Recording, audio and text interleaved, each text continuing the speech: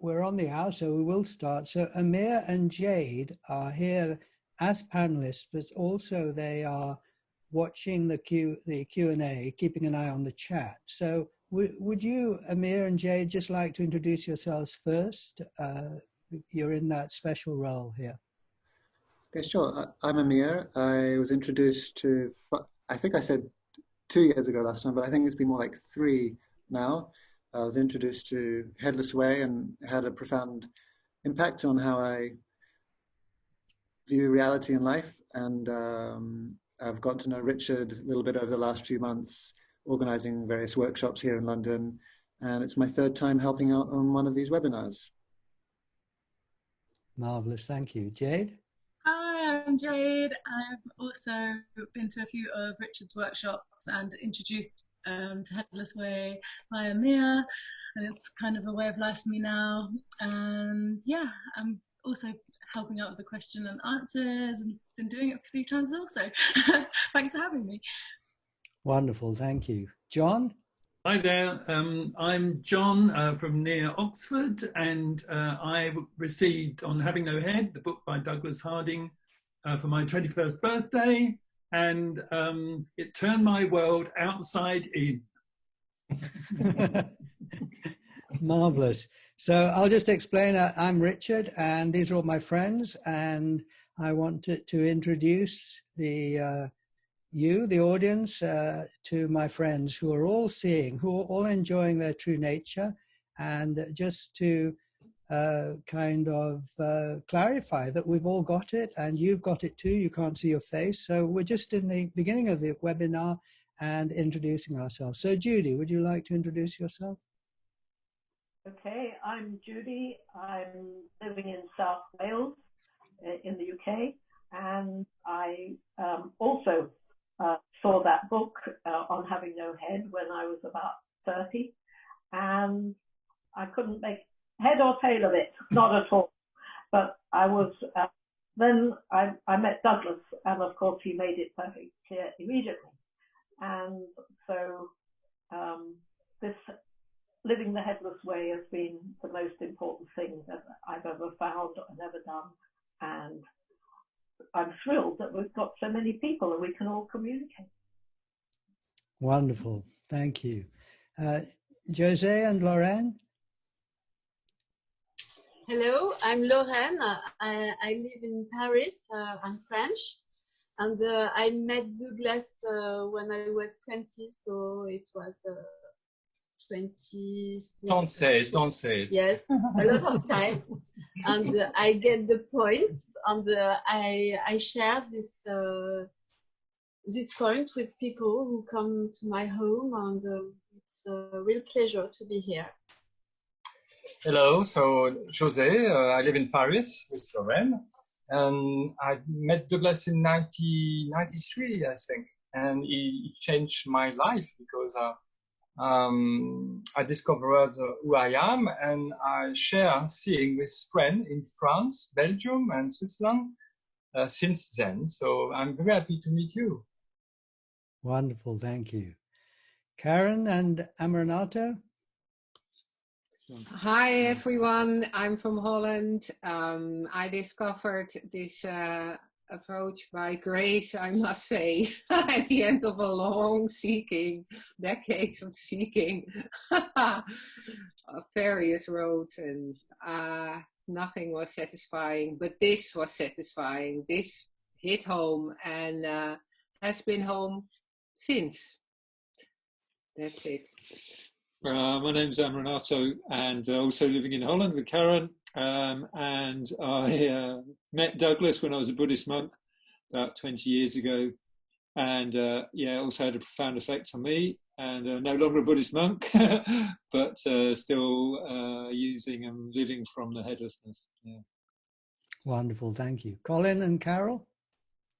Hi, I'm Carol. I live in Suffolk in the UK. And I was very fortunate enough to meet Colin over 50 years ago, and through Colin met Douglas, and also couldn't understand what all the fuss was about initially, but since then, over the years, it's become incredibly important, incredibly inspiring, and the cornerstone of my life. Mm-hmm. Happy to be here.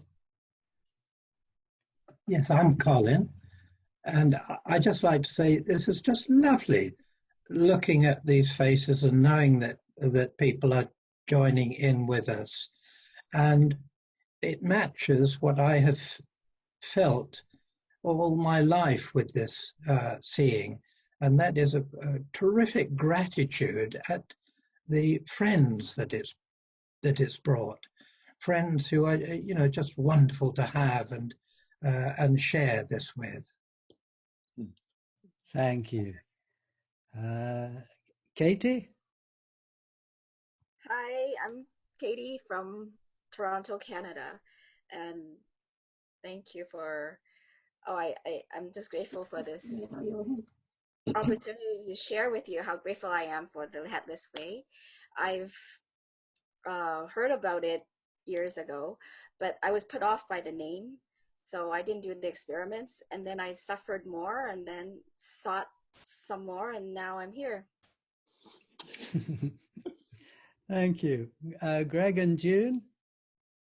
Hi, everybody. I'm Greg, and I'm here in Wisconsin in the United States with June. And I came across the Headless Way about 9 months ago. And I did the experiments, and I saw my true nature. It was that simple. And I'm so drawn to the 9 hierarchy of what we're doing here. It's so refreshing. There's no gurus. There's no levels. There's no way to do it wrong. And so I love all those things and more about being here with all of you. Right, and yeah, Greg introduced me to the Headless Way, and I initially thought it was kind of dumb, and then I did some experiments, and I just have been wowed by the refined direct access that's available through this, and it's just blown my mind, and really appreciate the community around it. Wonderful. And Bill? Hi, my name is Bill. I came across seeing in my mid-20s and never managed to recover.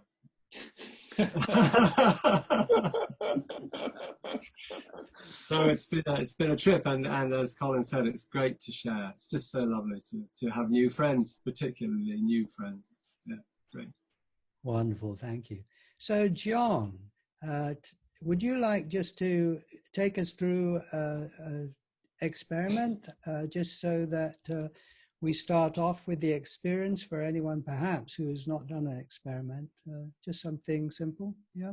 Okay, do you want the classic pointing experiment? Oh, go on then. Why not? Okay. So this has suddenly morphed into a joining in doing thing, okay? So everybody get their index finger, okay? And we're expecting the audience out there to do this as well. And select an object in the room, some distance from you, say a picture on the wall or a light switch, anything, as long as it's an object in the room. And gradually, with your finger, go around the outline of the object. And notice some qualities of that object.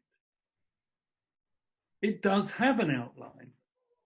It has a perimeter or edge where the object finishes and the background, the rest of the world, begins. It has color or a number of colors, and it has a shape. It's a thing. Now, redirect your index finger, and you may have to shift your chair to do this, because I'd like to invite you to point at your foot. So get your index finger located on your foot. Again, just maybe once, trace round the outside of your foot. Notice the shape. Notice the color or colors. And the fact that it has got an edge. In my case, there's an edge where the foot finishes and the carpet begins. Now, take your finger and point at your own knee. And again, just make a little circle to outline where your knee is. It's a kind of blob. Mine's blue because I've got jeans on. And it's got an outside where the knee finishes. It's got a kind of shape and colour. It's a thing, it's an object in the world. And now redirect your index finger to point at the middle of your body. And notice that this too is a thing, it's an object. It has qualities such as colour, shape, and an outer limit. And finally, point this way to where others see your face. So now I'm seeing the tip of my index finger pointing this way. And check out, is that finger pointing at a thing? Is it pointing at an object which has colour, an outer edge, a definite shape? Now, everyone individually has the authority to say what they find. I'll share what I find. What I find is no colour here, no shape, no edge where I finish and the world begins.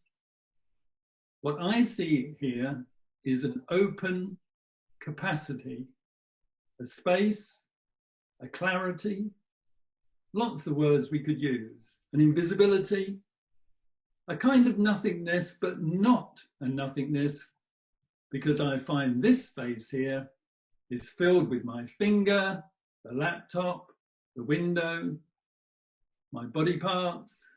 It's filled with the world. It's not empty at all.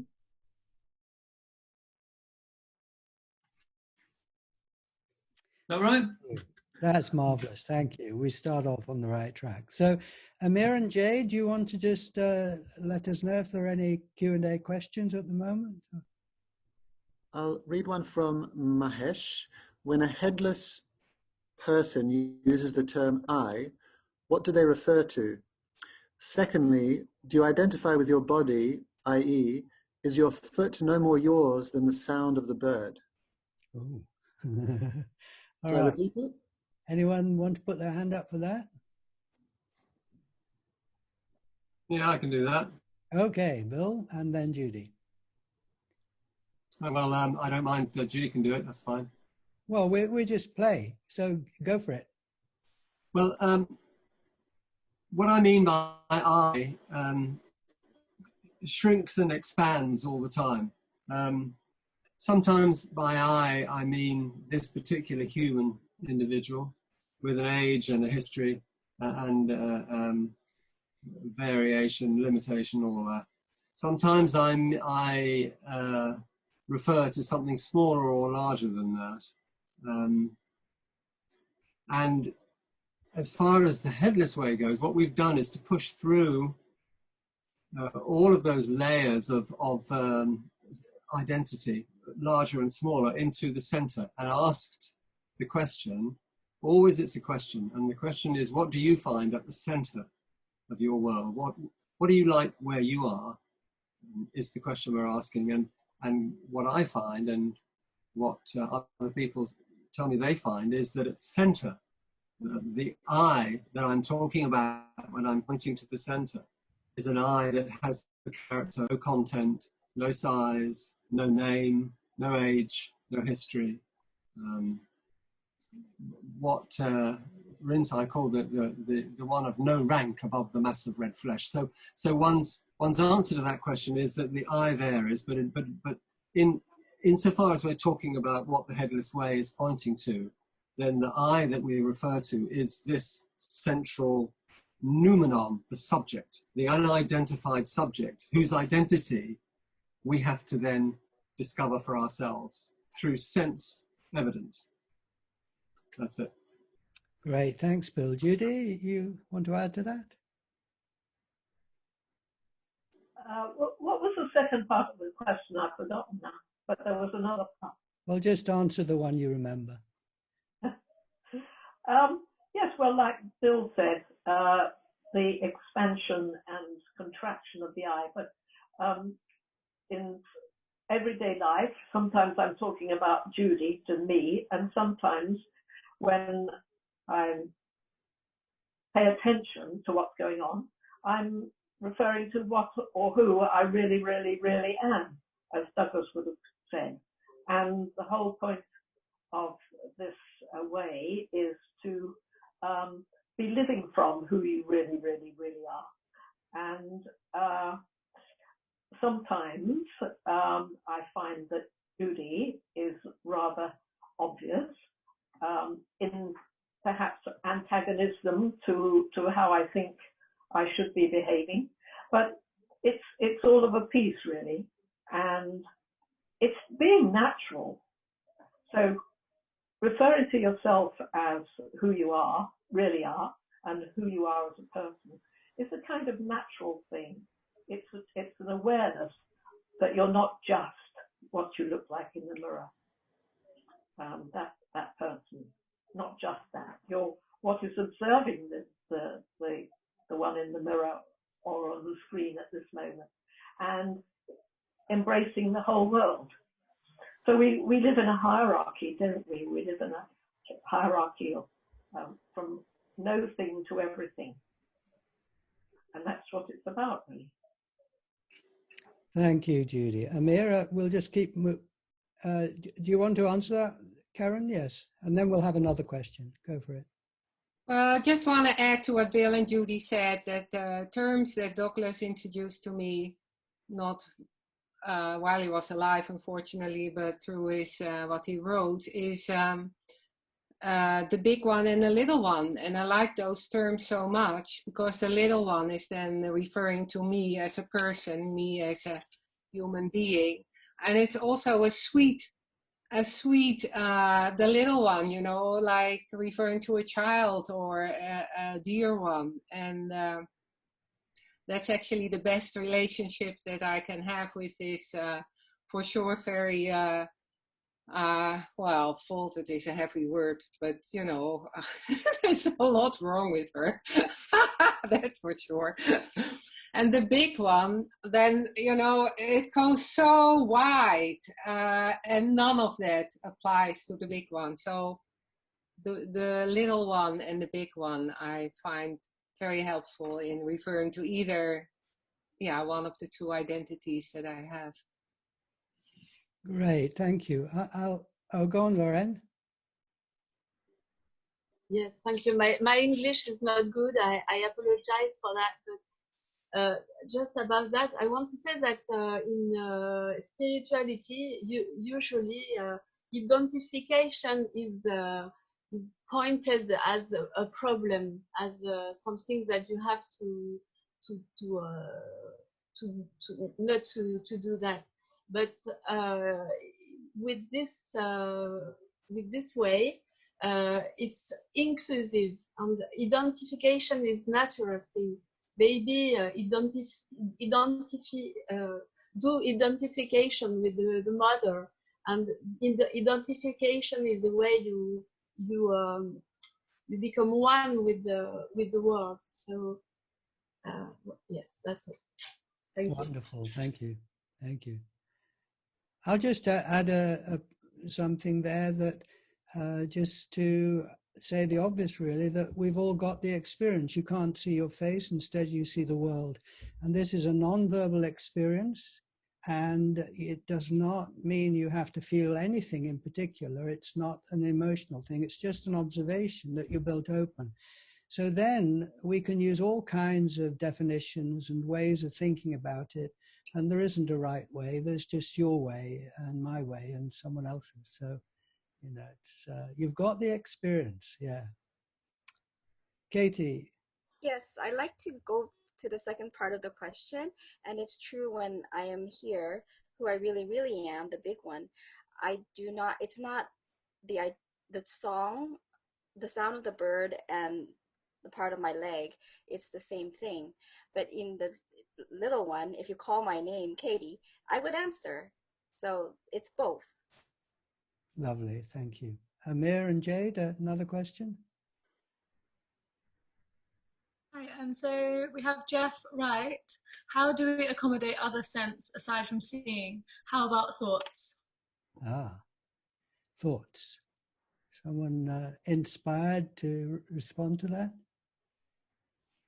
Let me think about that. Colin and Carol, what do you think? Thoughts? Answer about thoughts? You go ahead. Yeah. Thoughts are interesting, aren't they? I think the question is, where are thoughts?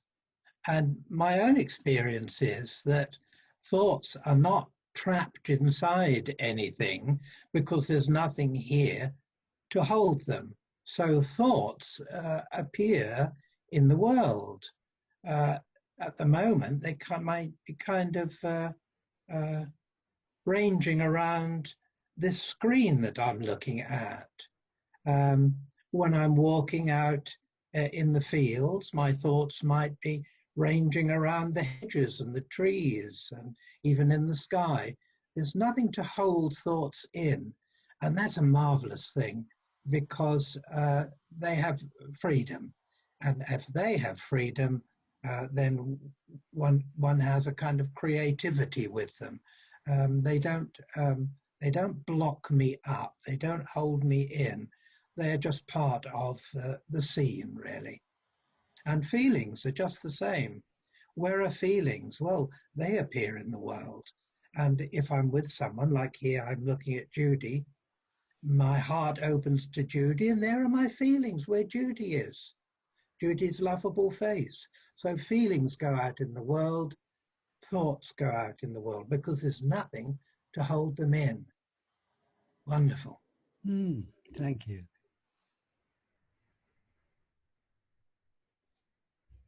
Greg and June, any response about that? Yeah, I'd like to add one thing to that. I've noticed that this place here, my true nature is thoughtless, no mind. There's no thinking going on there. And when thoughts are out here in my body, mind, and in the world, I think a lot more clearly, and I can act on those thoughts a lot more clearly as well. So rather than being sort of overwhelmed with my thinking, I actually organically finding myself doing what feels right next without needing to think about it. So it's very, very fun. And practical, yeah. Yeah.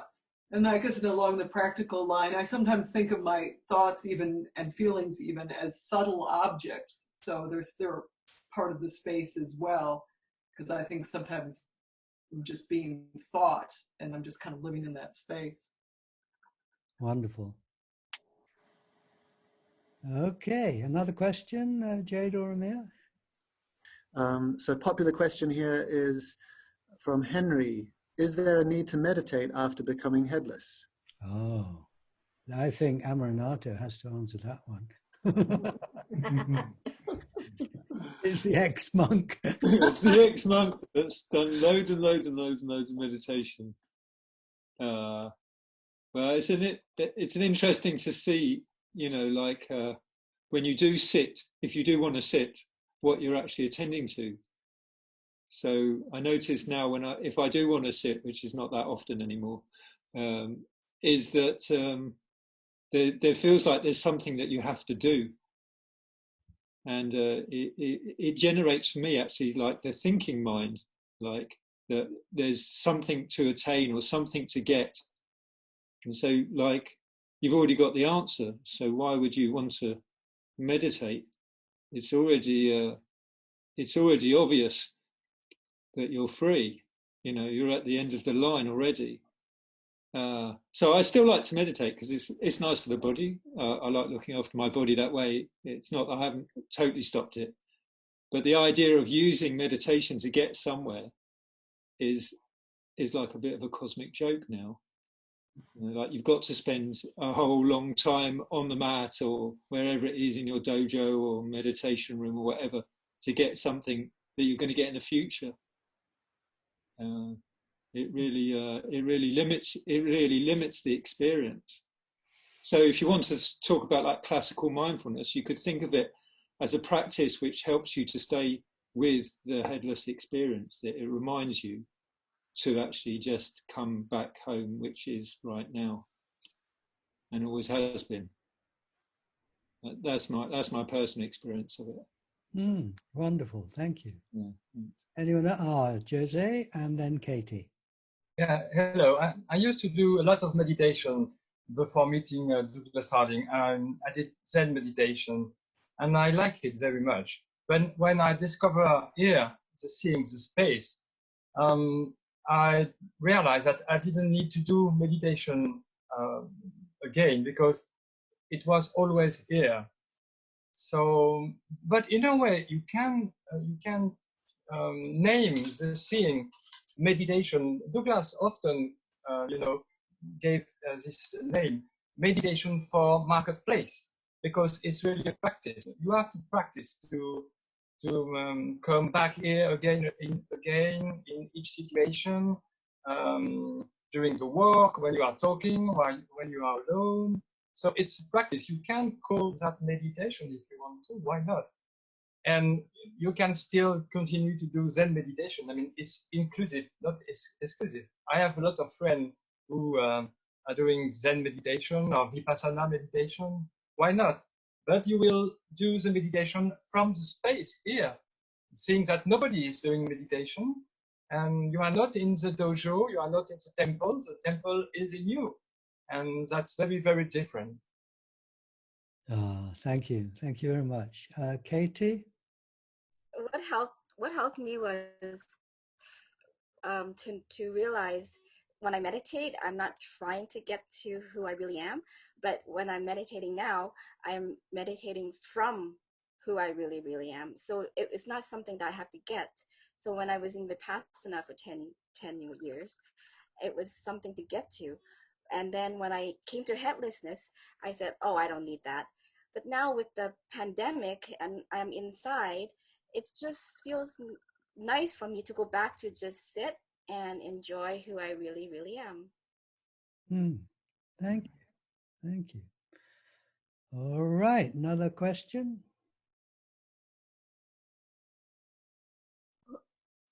Want to read it? Yeah, so we've got one from Jason Soloway.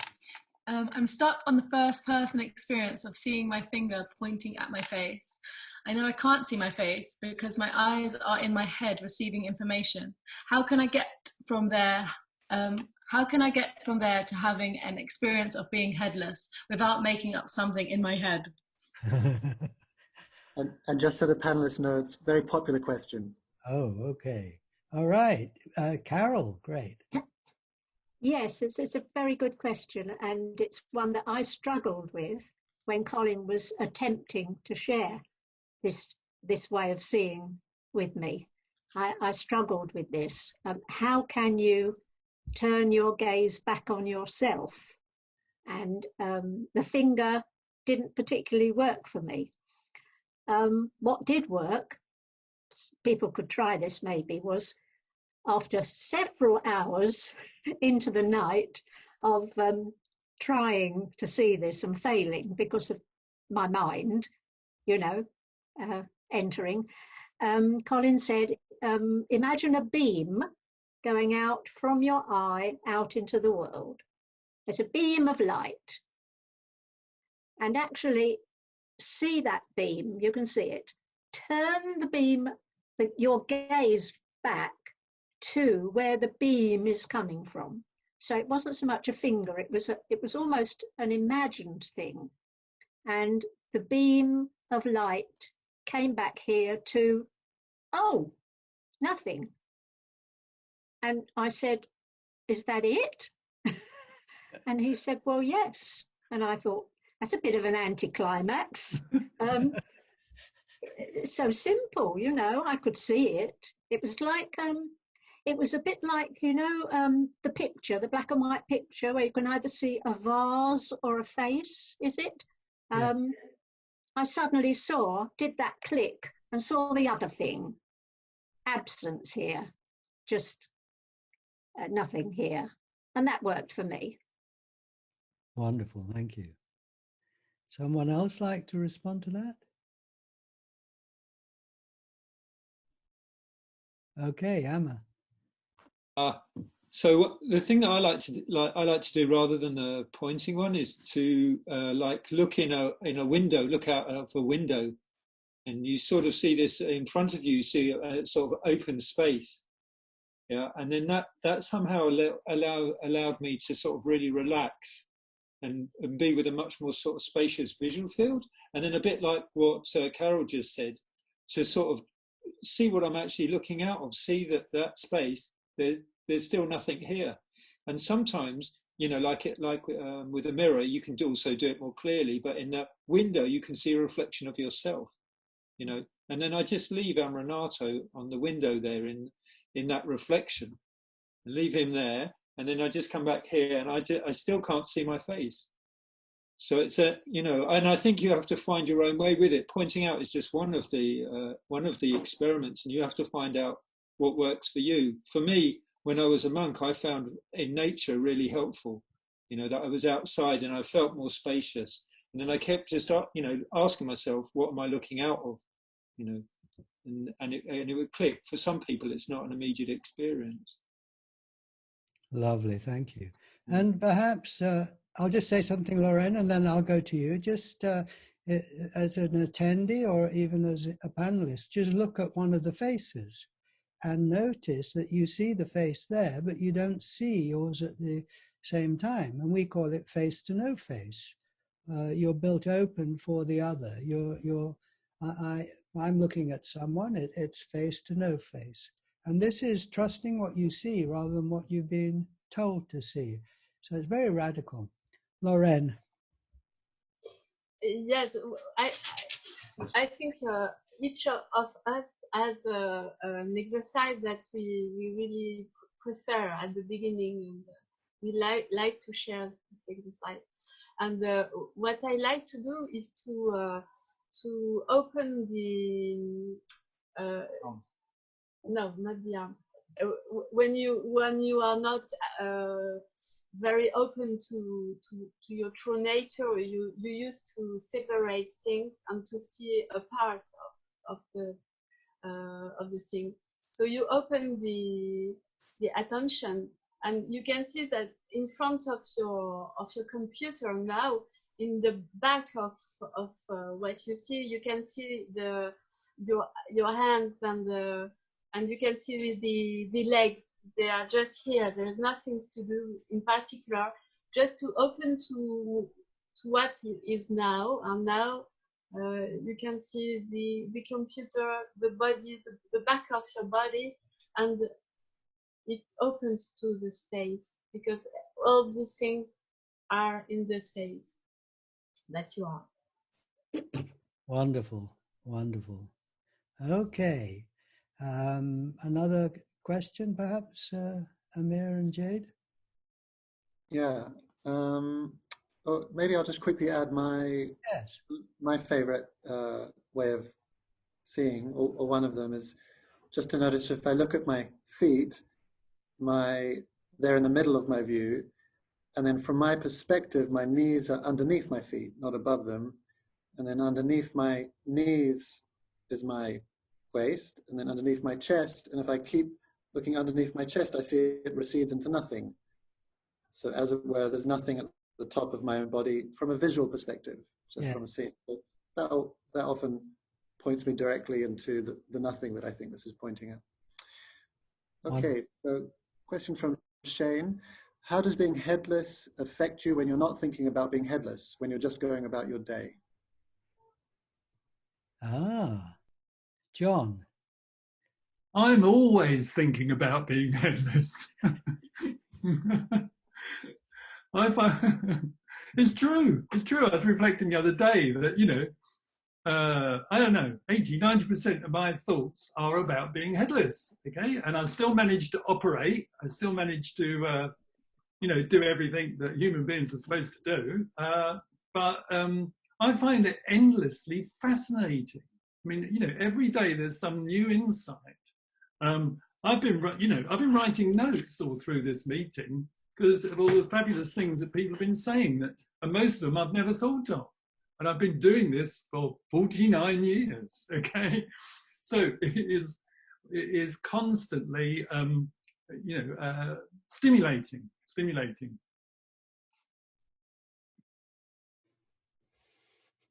Well, Jose, yes. Yes, you don't have to think about headlessness. You just have to pay attention to the space here. It's different for me. It's not really a thought. It's just to see the obvious here. And in this space, you will have a lot of thoughts, different sort of thoughts. But you can have both thoughts and space here. Thoughts are coming from the space and are disappearing in the space, you know? So it's always both space and thoughts. Wonderful. Colin, have you got anything to add there about?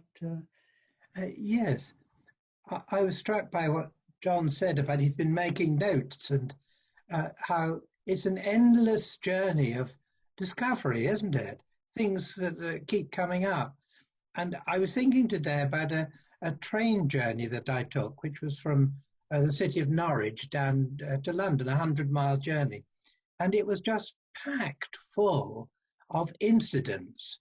For instance, walking down the carriageway and seeing that the seats and the windows were going past me and that I was perfectly still.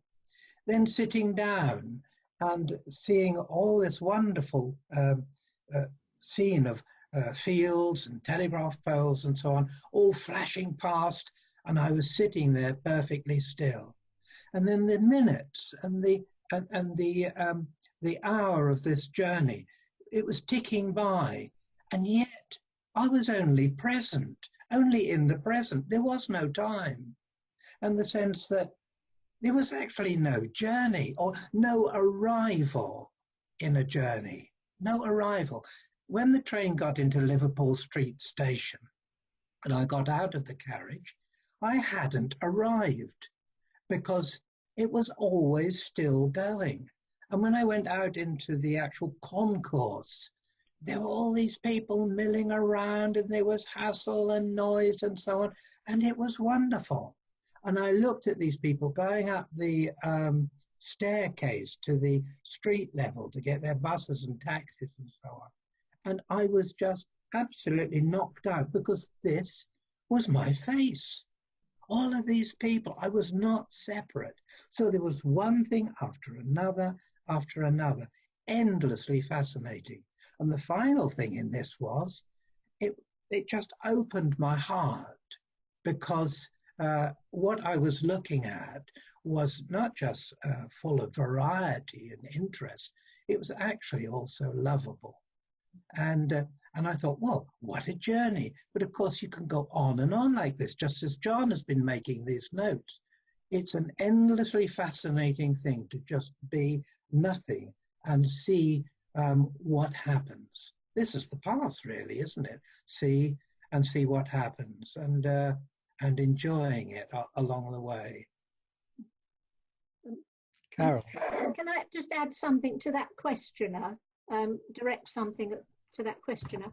I'm not quite like John. I don't think about it consciously or see it consciously all the time.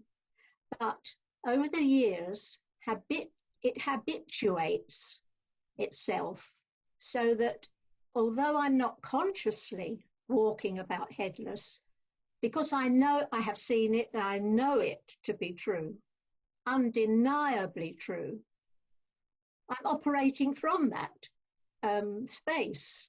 So I don't think about it a great deal unless in certain situations. But I know in my heart that that's where I'm coming from because it just has to be true. Wonderful. Katie. It helps me in my daily life, even though I'm not thinking consciously all the time of headlessness. It helps me to to be more courageous. That's what I found. Yesterday, I was thinking a lot about writing an email to my boss, and normally I would I would not ask this question because I know that, it would be too much to ask. And I asked it. I don't know, I had just had a strong feeling to ask it. And then when I pressed the button, I kept thinking, should I press the button now? Because anyway, there's lots of self-doubt. And then when I pressed the button, I just knew, like, okay, this space here, it's got it all. So I sent the email, and he said yes. And it's just things like that. It just blows me away in my daily life, even though I'm not consciously thinking of it. It just, yeah, it helps me. Wonderful, thank you. Another question there? Yeah, and we have, how does being headless help you with self-consciousness? Ooh.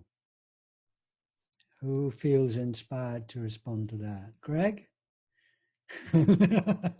How did you know? Well, I'm feeling a little self-conscious right now. And I'm also aware of this space where I'm not.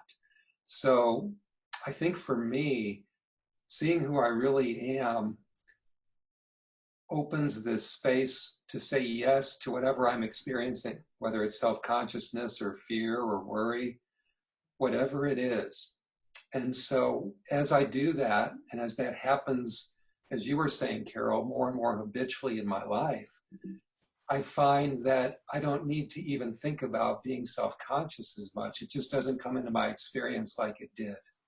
So it's been a real gift, and it feels like there's a freedom that's emerging inside of me that was bound up in self-consciousness before I saw this. And I just want to add to that too, as you were speaking, that experience for me is almost like the experience of surrender. And so it actually reforms my self-consciousness into something enjoyable. And I'm just kind of like falling into it rather than just holding up against it. And so it actually makes it fun. Wonderful. Anyone else feel inspired to answer that? Karen. Yes, I get, I think one of the situations where I can get very self-conscious is when I have to speak in public for a number of people, and also still when I give a workshop. But what always helps me over the threshold is just realize that I am those people I'm speaking to. There's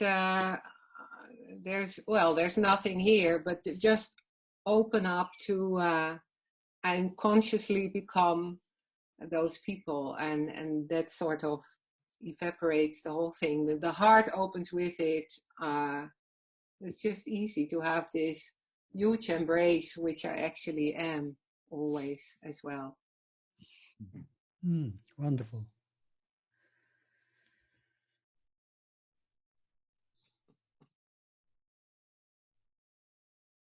Wonderful. Okay. Well, just pause for a moment and just be aware of your single eye, and be aware you, on your side of the screen, you're just built open, and the field of view fades out into the great void. And if you're feeling self-conscious now, be aware that that is part of the content. It's like Colin's thoughts about the fields. The self-consciousness is part of the view. And I think that means one can, I think perhaps as June was saying, accept it a bit more easily and be compassionate towards oneself, It's part of life. Judy.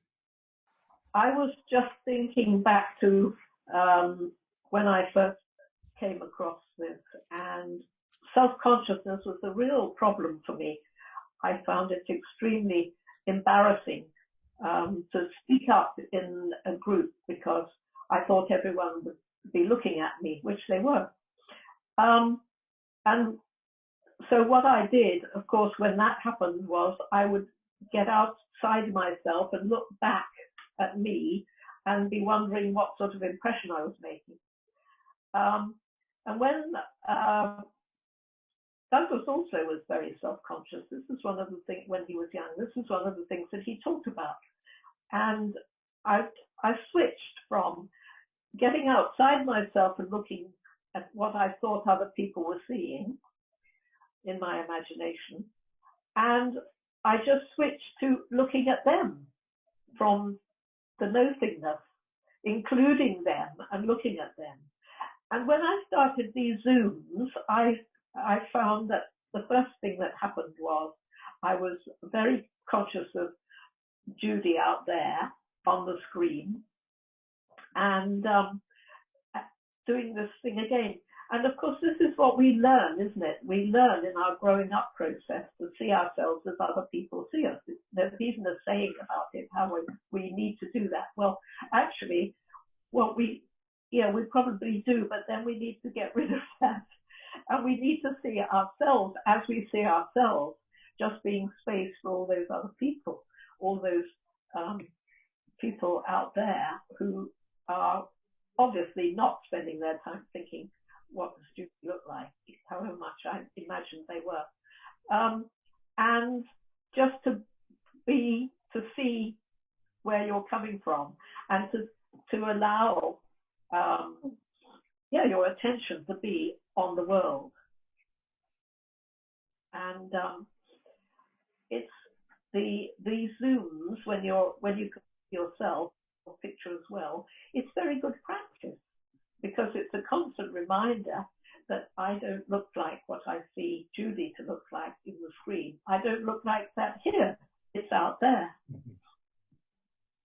Wonderful. And another thing that was very illuminating for me was to realize that everybody sees each of us in a different way. You know, I see, yes. So really, why not be space for that and allow them to think whatever they want? Thank because you. that's the real situation. Mm-hmm. Katie? Yes, self-consciousness. When I was asked if I wanted to be in the panel, the first reaction was no, I'm too self-conscious. But then I realized I'm so grateful for Douglas and his experiment. It's just changed my life. So then, and I realized back here, when I look back here, it's nothing, I cannot say anything wrong. I cannot do it wrong. So why not? So then I accepted. That's why I'm here. And yeah, self-consciousness. It's great. It's fun. Wonderful, thank you. Bill, do you want to say something about that? About self-consciousness? Yes. No, I don't think I do, thank you. I'm sorry, I've been looking at the questions. I'm astonished by the questions. Okay, all right. Paying too much attention. No, that's fine. Jade and Amir. Oh, there's Jose, yes. Yes. Oh, there is a wonderful experiment in the Headless Way to deal with relationship and maybe self-consciousness, is to see that when I am with people, I am not face to face, but face to space. It's an incredible freedom. For you, Lauren and Jose are face to face, but I suppose for you, you are not face to face, and I am space for Lauren's face. So it's a wonderful way to deal with this problem in the relationship, because you are just open for spaces, for everybody. Wonderful. I can say something more. Yes. Just say that it's I was shy. I was self-consciousness before meeting that, and it was radical. It cut this thing, because I can see that I'm very, very big, and there is people are very small, so no problem. And we have a lot of friends who can say that the same thing. Yes, lots of friends, yes, say the same. All right, moving on. There's a question here from Leonardo. How does the Headless Way develop through the years? Oh, well, I think Colin and Carol have to start that one because they started in the mid 1960s. So, what do you think? Well, yeah, interestingly, for people who don't know, I had no prior interest in this kind of thing at all. I wasn't interested in looking at my true nature. I wasn't interested in spirituality. I had no background in meditation, nothing. So it came to me as an extremely practical experience and a true experience. And at first, I think like June, I thought this was stupid and peculiar and odd, and these people, although they seemed really nice, they were just peculiar. I mean, how can you go around saying you haven't got a face, you haven't got a head? It just didn't make sense. And yet, because it was true, and I kept seeing it, and I had one or two euphoric experiences of being at one with the world, of being at one with nature, which didn't last. They were just highs, and they didn't last. And I was back to the ordinary, everyday seeing. Over the years, it's had a profound effect in very subtle ways. An effect of, I think Jose said, of somehow doing the right thing, the thing that's appropriate at the time. Not to say that one doesn't have the normal life problems. We ought to say this. It's not panacea for all ills immediately. We're the big one and the little one, as Karin said. And the little one is bound to, now and again, rebel, come up with all the old habit patterns and so on. But if you stick at it, it will change your life. Everyone's approach is different, as Richard says. Everyone is different. And some people it's radical, like with Lorraine, and others it's slow, like with me. And Colin, wonderful, Carol. Thank you. Colin, what's your thoughts? How did it develop over the years? Yes. I don't know what my life would have been like without this. I do know that there are certain times when one is just knocked back into what is real without any thought of any response. And maybe it's a crisis, maybe meeting someone, being in a situation with someone which is very difficult, and being knocked back to this because it's in my bones, and relying on it to come up with the right thing. It might be a surprising thing, but the right thing for that situation. And sometimes the right thing is simply to be completely gone from the situation, to be nothing at all, and to be just quiet with that, and discovering that this is the right way to go with it. So what I'm talking about really is trust, and finding that it's my deepest resource, and I trust it. That's it, really. Wonderful. Thank you. Someone else, how it's developed for you? Yes, Amma.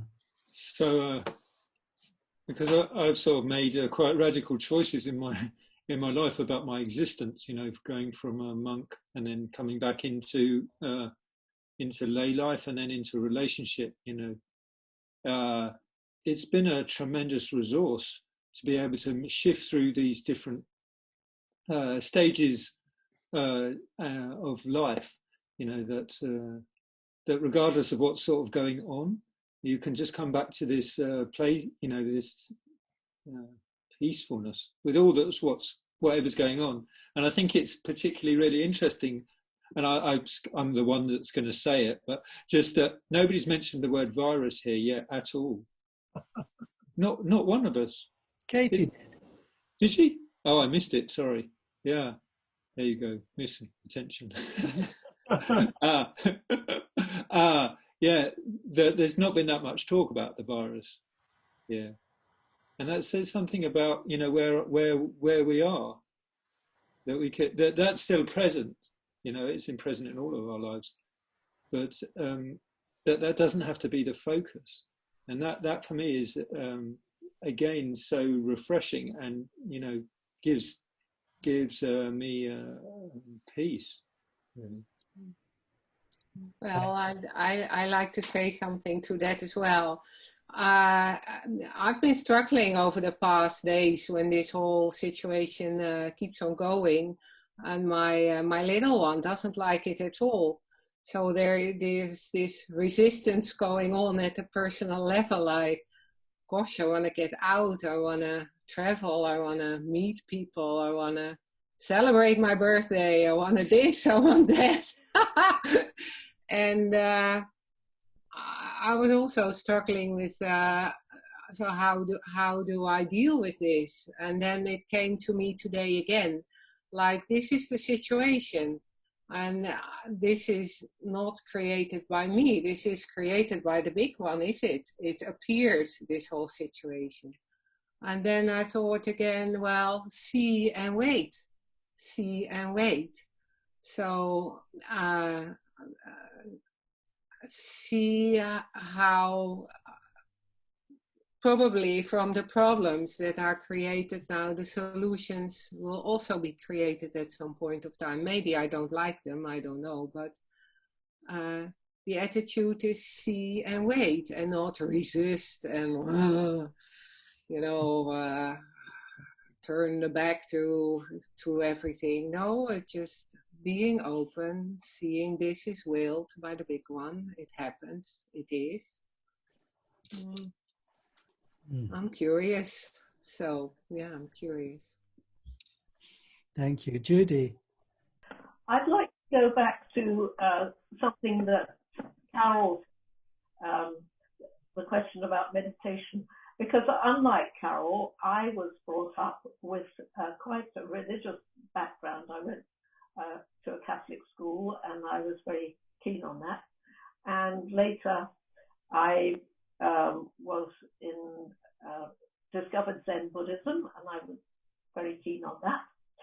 And one of the things that really struck me at the beginning was the beautiful quotations that come up in the writings, Douglas's writings. But the main thing was I suddenly understood those obscure scriptures when I saw who I was in this way, and particularly the Buddhist ones. I suddenly understood what they meant, what the meaning of the Heart Sutra was, for example. And it was so simple. And I always wanted to lead a spiritual life. And as somebody said, this meditation for the marketplace, to be in contact with one's source all the time, or even if not consciously, as Katie said, to know that one is united with the source of everything is terribly important to me. And all those,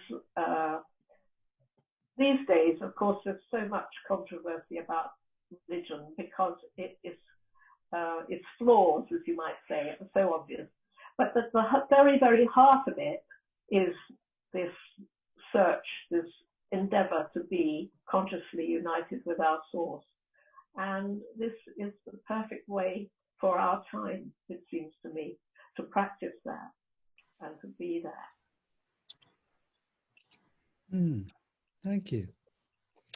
All right, another question? Yeah, we've got, can you please talk about the psychological implications of being headless? Oh. Now, who's the psychologist? Anyone feel inspired? Well, okay, I'll go first. Just that a bit like what Colin was saying, that where is your psychology? I'm free of my psychology here, but I've got lots of psychology there. But this awareness that you're free of your psychology, there's no mind. A bit like what has emerged during this meeting, that just knowing that you're free of it, and you're operating from this freedom. And it's not an achievement, it's just the way you're built, and everyone's built like that. That is, I'm a crazy person, but here I have access to this sanity and this freshness, and it's so, it's not old. I don't know, psychology gets old or something.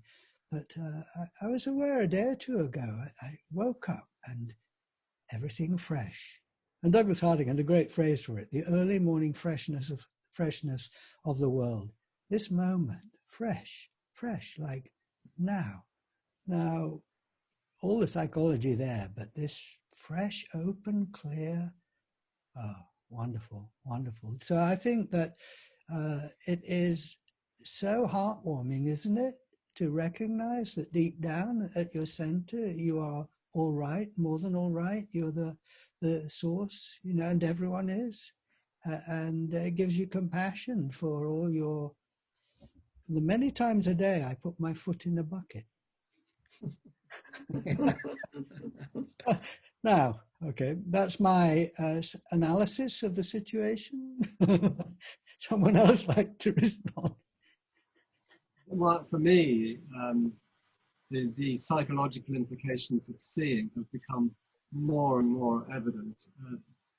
I guess it took a while, but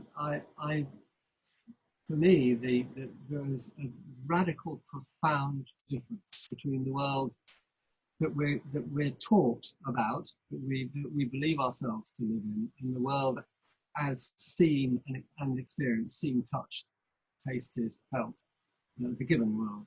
And the world that's given in the subject to the subject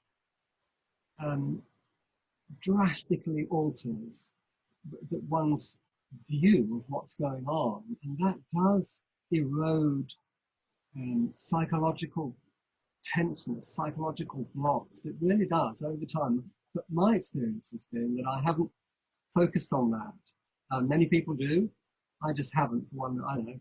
I just haven't particularly. But I found that life's problems, as one knocks up against them, expose one's limitations psychologically, and that seeing that this center is stable, clear, unaffected, and habitable.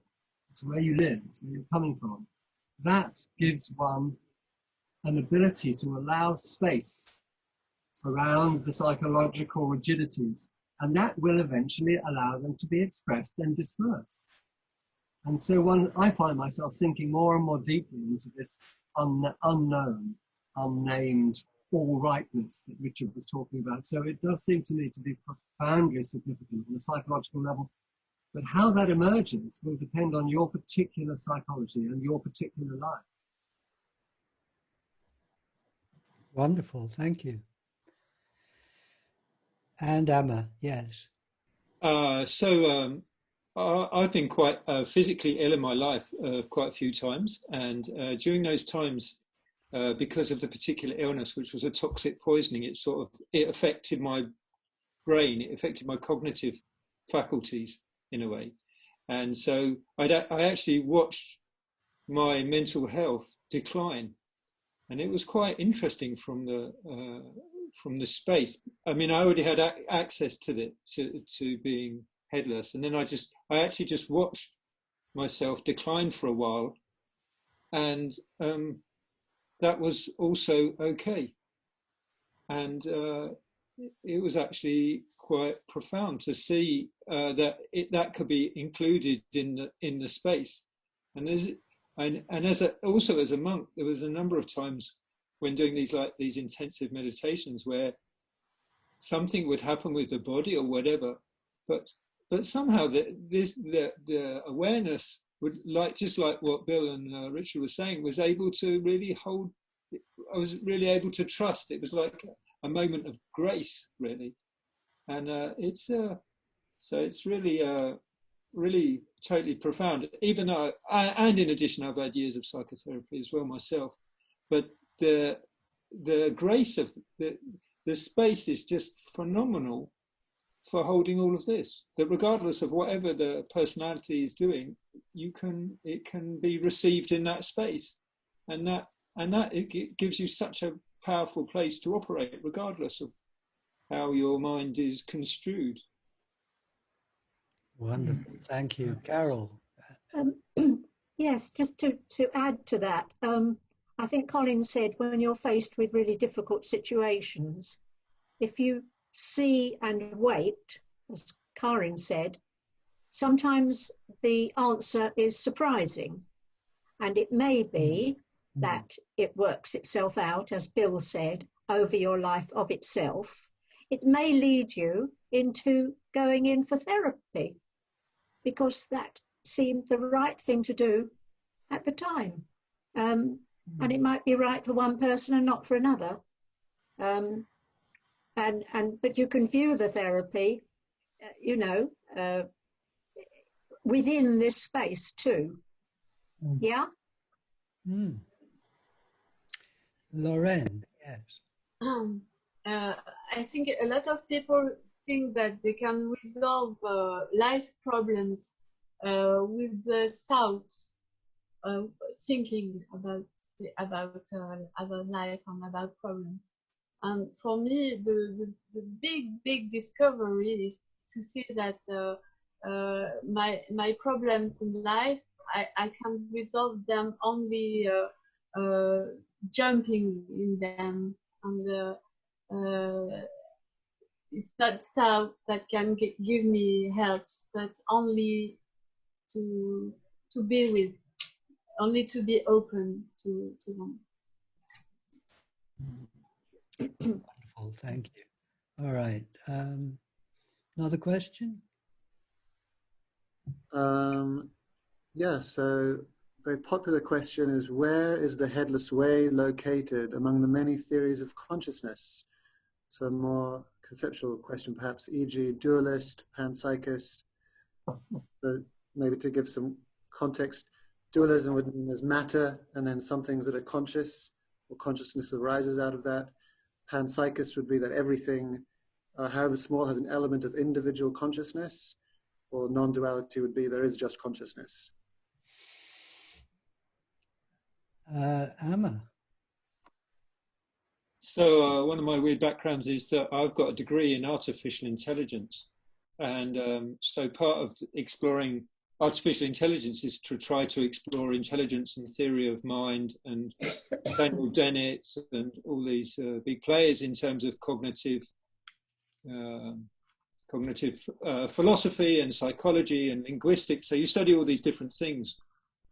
And the interesting thing is that, everybody's trying to build these artificial intelligence systems, but nobody's really got an idea of what consciousness is. And so what I experienced in all of that was all these theories are limited because they come from the mind, they come from the thinking mind. So for me, it's to try to recognize it for yourself, rather than relying on other people to give a definition of what consciousness is, or how it should be, or whether this great philosopher says this or that on the other. What is it for yourself, and what do you need to do for in your own experience to actually find it out? Like I found after leaving university, I still had these questions. So then I went to go and study neuroscience, and I still had questions. That didn't work. So I it's like that Rilke poem. How do you live these questions? How do you really investigate for yourself right now? How do you have your own inner authority about what is consciousness? So what is it now? Thank you. Yes, Jose. Jose is a philosophy teacher. Just, yes, just a few words on this subject. I think we have to make this distinction between the experience of seeing, is obvious, which is a fact. I can't see my face, so I'm open for the world. And difference between the experience and the interpretation of this experience, the theory. I think what is very interesting, you can have different interpretation of this experience. For example, Richard, you have a friend who is Sam Harris. Sam Harris in United States. Sam Harris is very interested in seeing, but he is a materialist guy, I think Douglas was more an idealist, He will, I suppose, like Advaita Vedanta, for example. So it's very, very interesting to see that you can have different interpretation of this experience, which is for me a big mystery. I have no theory really about what is going on. I just see my no face. Sometimes I am near the Advaita Vedanta and I discover myself to be an idealist. Sometimes I'm near from Sam Harris and I am materialist. And when I am lost in my thoughts, lost in my philosophies, I come back to the experience, to this no mind mystery. So I don't know. That's my last word.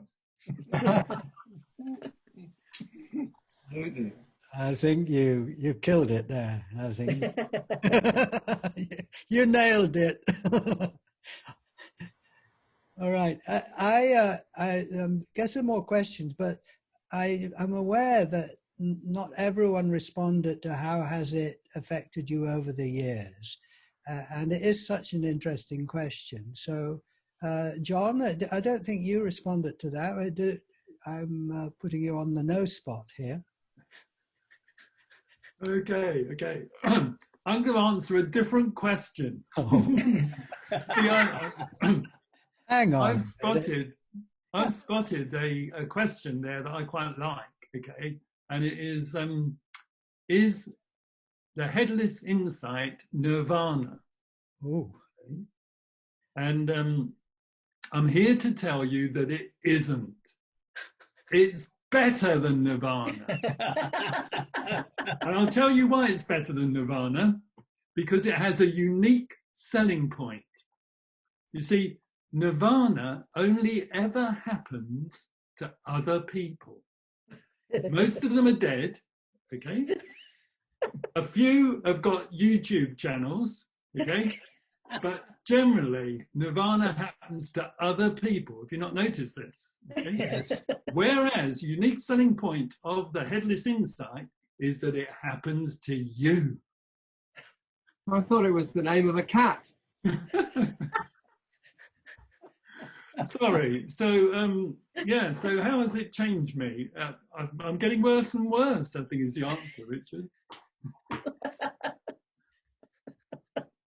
I would also say on that the last question about consciousness, that, you know, the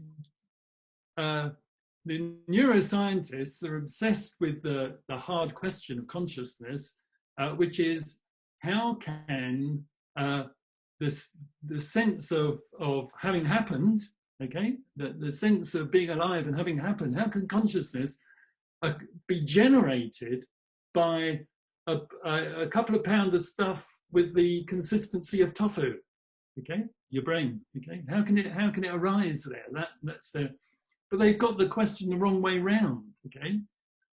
The material world, consciousness doesn't occur spontaneously in different parts of the material world. The material world occurs in consciousness.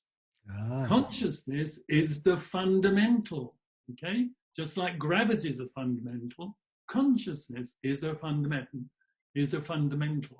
And all science is only known because scientists are able to see and count from consciousness, okay? And all the experiments are about seeing and counting.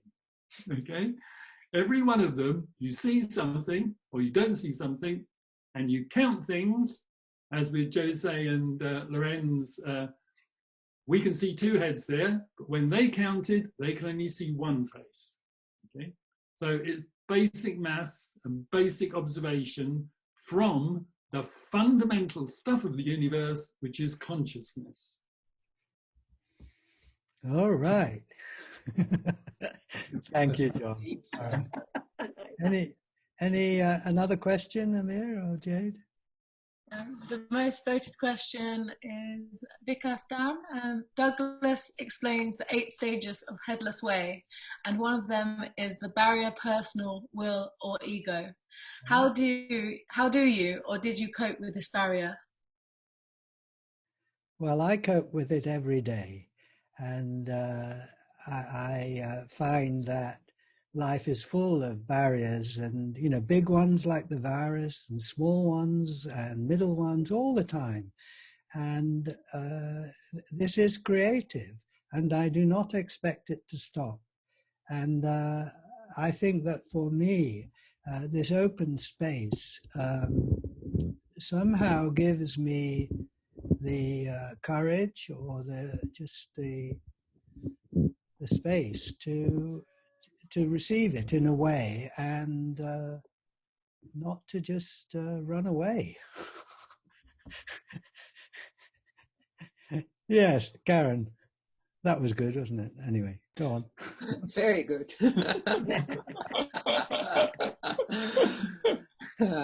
I think with this barrier thing, as I experienced in my own life, is all about trust. And of course, I've used the biggest chunk of my life was to trust myself, the little one, and yeah, trying to make her work in one way or another, which of course in the end never happens. She always fails, even because of time.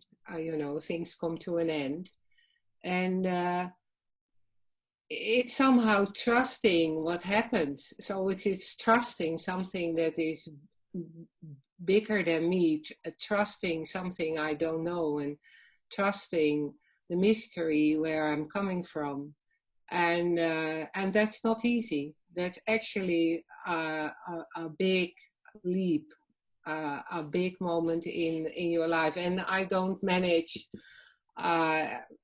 structurally do that, but as Richard say, every day, every moment, again, is a question: where do I place my trust? And is it in this what is happening, or is it placing it in my little one, of which I know by now, it might work for a little bit, but not for long. Wonderful. Let's stick with this question a bit, just the barrier. Colin and Carol, we've got about 10 minutes left, so we just go round really, perhaps, with this question. Any thoughts? Yeah, I would just like to point out that those eight stages, I think you have to be careful not to objectify that. This is a rough guide to what quite often happens in the countryside that moves through you once you've seen the stillness at the center. It's no more than that. So lots of people seem to go through a crisis, but some don't. I absolutely agree that it is something to do with trust, and I think that will come in its own time, in its own way, and always when it needs to. And it is useful to have that commentary there, because when everything is going down the tube, it's nice that somebody said everything's going to go down the tube at some point. It's encouraging, but I shouldn't hold your nose and wait. Greg and June, any thoughts about that? Barrier? I was just enjoying how getting comfort out of it's going to go down the tube at some point. I'm like, oh, good. Somebody finally told me that. Oh, I can relax. Yeah, I want to second what you were saying, Bill. One of the things I love about this approach, if you want to call it that, is that there's no right or wrong way to do it. And that I know that I'm having my own experience of it. And one of the most empowering things for me about this has been how empowering it is to know that I'm the sole authority on what's going on here. And my experience will be my own. It's not going to be anybody else's experience. And so I would just invite everyone who's listening just to remember that, to trust your own experience of what's happening for you in all of this. That's really what it boils down to for me every day. Jose? Yes, about this problem of barrier, same word in French. I think it's the problem of the will, of acceptation, because you can see that you are one with the world because it's so simple, but you can still feel a difference between your personal will and the will of the whole. So I think the barrier is when you encounter this duality between your will and the will of the whole, which is what it is. For example, you can see that you are not in a building, in your apartment, because there is just 3 walls. You see that the apartment is in you, but your will wants to go out because you feel frustrated to be in the apartment. So there is difference between what you see and what you feel, your will. So the barrier is when you feel a difference between your will and what it is. And there is a lot of barriers in the life. Each time you have difficulty to accept what it is, it's a sort of barrier. It's very interesting because it's push you deeply in the unity with the totality, not only with the seeing, but with your heart, with your desire, with your will, with your love. And that's what I think what Douglas meant with being one with the world, not only with seeing, but with your heart. And that's the difficulty part for me. Thank you. Carol? I'd just like to say one thing about intimacy. True intimacy, I found, is sharing this experience with others. It leads to one feeling incredibly close to people in a mysterious way, something to do with, although your experience, as Greg says, is going to be different to anyone else's, and yet somehow you know that they're coming from the same place. And it's mysterious and wonderful how close you feel to people with whom you share this. I agree with that. Wonderful. Colin, have you, Colin, then Katie? No, I've got absolutely nothing to add to that. That's just wonderful. Katie? Yes, so when I come across a barrier, for me, it is a matter of surrender and trust. Trust that nothing can happen that is not the ultimate will of the one who I really, really am. And then I ask myself, when I'm looking out, am I the product of the world or the origin of the world? And boom, that's it. Like that just said, oh, okay. It's not like I really want it this way. I really don't want it. I really don't want something, or I really want something. It's coming back here to see all the time. Is just I'm looking out of the origin of the world. Well, that's a wonderful sort of thought there. And Any final thoughts? Just to say, it's just been wonderful to hang out with all of you guys and to play together and to come from the space and trust it, really, to have a webinar and just to trust it. Any thoughts, final thoughts? We've just got 3 minutes. It's been so much fun, do you know, and it's so lovely to hear all the different voices, do you know, it's just so rich. It's really fantastic. Yeah, thank you. It's brilliant. Thank you all, including the people asking the questions, because that's what makes it. Yeah. And I just always like to add, there's never enough time to read even half the questions, but just to thank you for all the questions. And there's lots of really brilliant, interesting questions that other times I'd love to hear the answers to that we didn't have time to get to. So even just getting to read them has me reflecting. And so thank you, even if we didn't get to read it out loud. Really great. Thank you. Well, thank you to you, Amir and Jade, for doing that very important job of keeping an eye on the question chat. And thank you all, wonderful friends, sharing this open space. And thank you, the people in the audience. And we have regular Zoom meetings, several free meetings a week. So through the website, get in touch. And if you want to join, we can give you information on that. And any other final words? Yes, I'd like to say thank you, Richard, for setting all this up. Yeah, terrific. Yes. Thank you, Richard. Wonderful.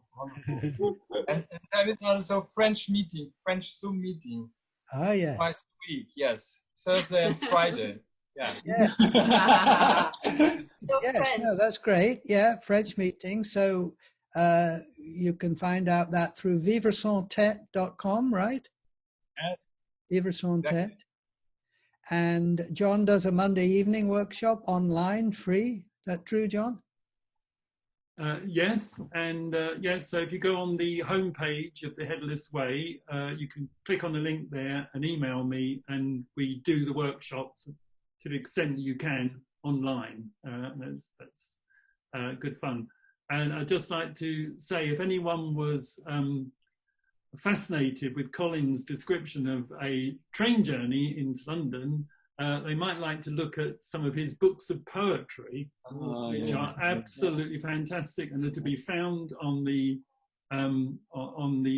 website. Again, there's links there, and includes my favourite line of all time of any poet: "In the oneness of things, I am nowhere in sight."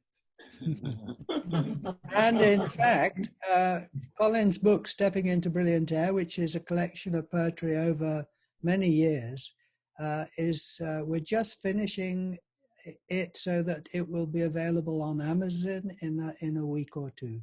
So that's perfect timing. It's a beautiful book with wonderful poems about seeing your true nature and so on. Well, we're right on time. Yeah, Judy. Well, while we're advertising books, Richard has just recently brought out Everyday Seeing, which is a book of quotations from Douglas's writings over the years, one for every day. And it's just a marvelous way. We talked about meditation on, not having to meditate and all that. But it's just a marvelous way in the morning to read one of these and sort of come back home and mull over it, and the richness of all the thinking and thoughts and depth that this way actually has. The seeing is so simple. This is the one for today. The seeing is so simple, but the richness of the meaning of it never ends. That's called Everyday Seeing, and it's on Amazon. All right. Well, wonderful to be with you all. So great to see all the audience. All right. Everybody. Thanks. Bye. Bye. Bye, everybody. Take care of you, everybody. Stay well. Stay safe.